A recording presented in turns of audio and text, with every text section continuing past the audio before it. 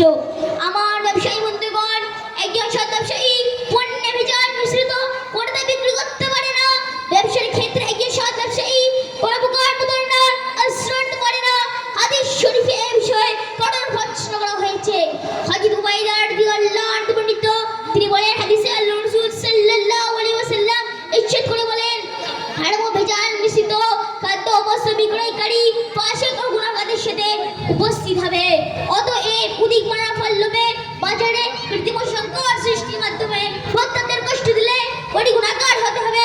আল্লাহ রাব্বুল আলামিন বলেন, ইয়া আইয়ুহাল্লাযীনা আমানু লা তাকুলু আমওয়ালাকুম বাইনাকুম বিল বাতিলি ইল্লা আন তাকুনা তিজারাতান আন তারাসিন মিনকুম।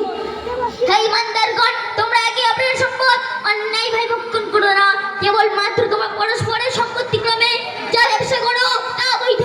তোমার ক্রয় বিক্রয়ের সময় সকল ব্যবসায়ীকে মিথ্যা কসম বর্জন করতে হয়, কারণ তা ইসলাম নিষিদ্ধ।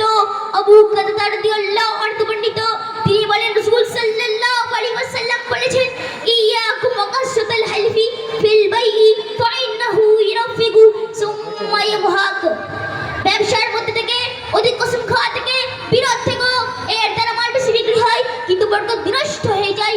সম্মানিত যদি ব্যবসা যখন আমানতদারি বিশ্বস্ততা ও সততার সঙ্গে করা হবে, তখন এটি নেক আমল পরিণত হবে। বিশ্বনবী হযরত মুহাম্মদ সাল্লাল্লাহু আলাইহি ওয়াসাল্লাম ব্যবসা করেছেন, বরং তিনি ব্যাপক পরিসরে ব্যবসা করেছেন, যাকে আজকাল ইন্টারন্যাশনাল ট্রেড বলা হয়। এই অঙ্গনে তিনি আমাদের জন্য অনেক আদর্শ রেখে গেছেন। যদি ইমানদারি, আমানত, সততা আমাদের মধ্যে এসে যায়, তাহলে ব্যবসায়িক কর্মকাণ্ড নেক আমলে পরিণত হবে। কোরআন ও হাদিসে ব্যবসার ব্যাপারে এত গুরুত্ব দেওয়া হয়েছে যে মনে হয় ব্যবসা করা অন্য যে কোনো পেশার চেয়ে শ্রেষ্ঠ। আমরা ব্যবসার মাঝে আল্লাহর উপর দোয়া করলে একটি শিক্ষা হয়ে যাবে। এই জন্যই আল্লাহ তাআলা ব্যবসার বিষয়কে অন্যান্য বিষয়ের উপর শ্রেষ্ঠ দান করেছেন। শুধু সত্য একটি, আর তা হলো শরীয়ত ও সুন্নাত মোতাবেক হতে হবে। ব্যবসা এবং হয়ে কিছু থেকে আল্লাহ থেকে গাফিল হয়ে যাবে না। আল্লাহ তাআলা আমাদের আমল করতে তৌফিক দান করুন। আমিন আমিন আমিন। আখিরি দাওয়ানা আলহামদুলিল্লাহি রাব্বিল আলামিন। আসসালামু আলাইকুম ওয়া রাহমাতুল্লাহি ওয়া বারাকাতুহু। মাশাআল্লাহ মাশাআল্লাহ, জাযাকুমুল্লাহু খাইর ওয়া আহসানুল জাযা।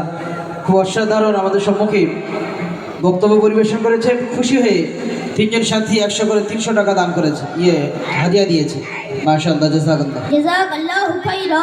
প্রাইজটি তুলে দেবেন কাইয়ুম ভাই।